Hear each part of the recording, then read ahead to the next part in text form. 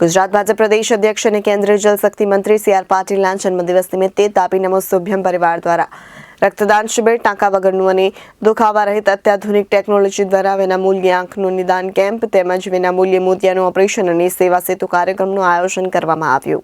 ગુજરાત ભાજપ પ્રદેશ અધ્યક્ષ અને કેન્દ્રીય જળશક્તિ મંત્રી સી.આર. પાટીલનો આજે 71મો જન્મદિવસ છે, ત્યારે આજે સવારથી જ ભાજપના કાર્યકરો સહિતના લોકો તેમને જન્મદિવસની શુભેચ્છા આપવા તેમના નિવાસ સ્થાને પહોંચ્યા.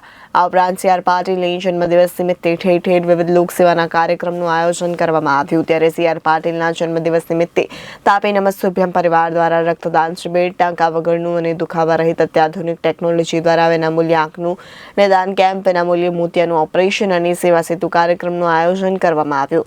આ સમગ્ર કાર્યક્રમનું આયોજન ગામખડી ગુરુકૃપા પાસે મોરાભાગળ સુરત ખાતે કરવામાં આવ્યું. ત્યારે ટીબીના દર્દીઓને પ્રોટીનયુક્ત આહાર કીટ વિતરણ અને 100થી વધુ સોસાયટી દ્વારા કેચ ધ રેઇન અભિયાન અંતર્ગત વરસાદી પાણીને ભૂગર્ભમાં ઉતારવા શપથ લીધા હતા. કઈ જગ્યા ઉપર શું કાર્યક્રમ રાખ્યો? તાપી નમોસ્તુભ્યમ શું કાર્યક્રમ વિશેષ રાખ્યો?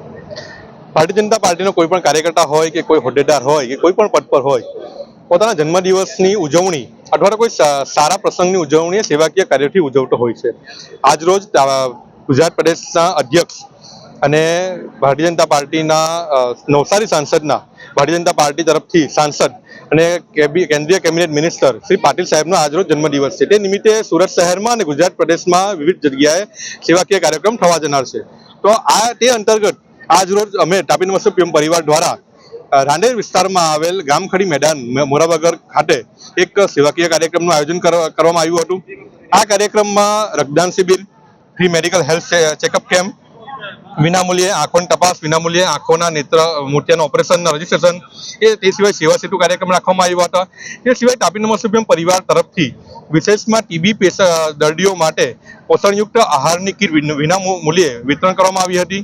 અને તે સિવાય જ્યારથી પાટીલ સાહેબને જળસંચય મંત્રાલયની જવાબદારી મળી છે, તે પછી સમગ્ર ભારત દેશમાં વડાપ્રધાન નરેન્દ્રભાઈ મોદીજીના નેતૃત્વ હેઠળ આગેવાનીમાં સમગ્ર ભારત દેશમાં વરસાદી પાણીનો કઈ રીતે બચાવ થાય અને પાણીનો કઈ રીતે બચાવ થાય અને વરસાદી પાણીનો કઈ રીતે સંગ્રહ થાય, તે રીતે એક અભિયાન શરૂ કરવામાં આવ્યું છે કેચ ધ રેઇન પ્રોગ્રામ અંતર્ગત.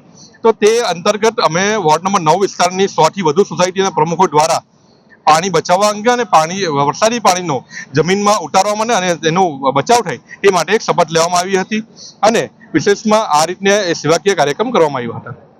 Bureau report, Janadesh news, Surat 29.